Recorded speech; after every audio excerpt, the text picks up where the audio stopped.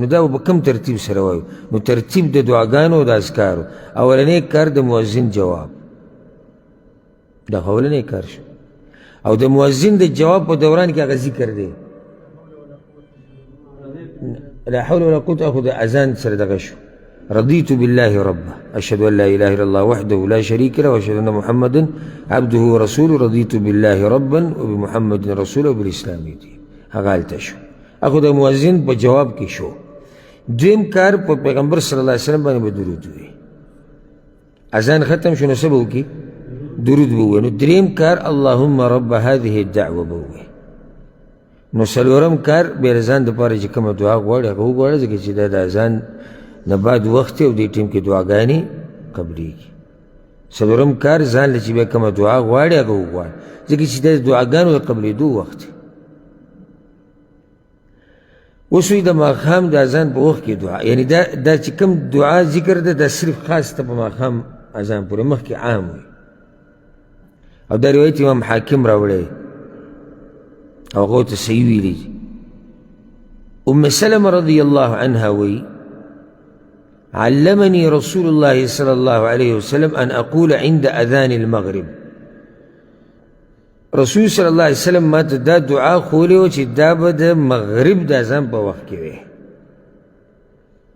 یعنې ماښام مانځه دپاره چې کوم اذان کېږي د هغې نه بعد به دا وي اللهم هذا اقبال لیلک وادبار نهارک واصوات دعاتك فاغفر لي.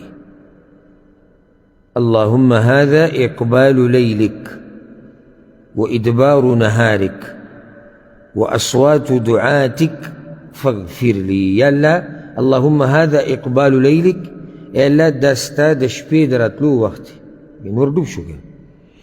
وادبار نهارك، او ستا د ورځې د تلو وخت دی، ورځې شا کړه روانه شوه. واصوات دعاتك، او ستا د رابلونکو اوازونه دي. رابلونکي څوک دي؟ مؤذنین. فاغفر لي، نو یا الله ما وبخ، زما د ګناهونو بخانه ماته وکړه. څه ګوره دعا ووایي؟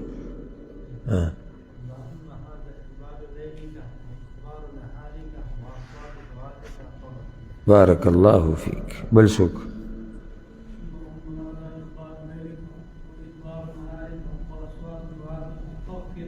بارك الله فيك. اللهم هذا إقبال ليلك إدبار وأصوات دعاتك فاغفر لي.